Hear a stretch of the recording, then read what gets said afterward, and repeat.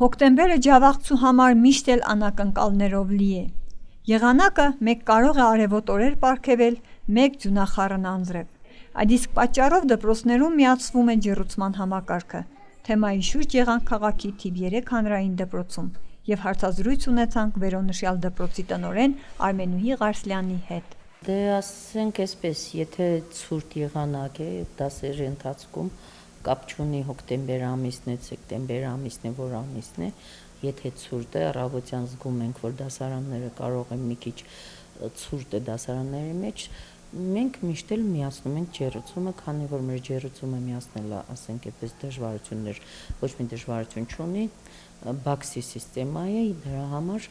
մենք անպայման առավոտյան մի քիչ տաքացնում ենք դասարանները և դե եթե արդեն շոկ է սկսվում է, շոկում է, պարզ է, որ անջատում ենք, այսինքն ջեռուցման հետ կապված ոչ մի խնդիրներ չունենք և նորմալ դասարանները այն աստիճանն ենք ստեղծում, որ դասերը անցկացնելու համար ոչ մի դժվարություն չի լինում։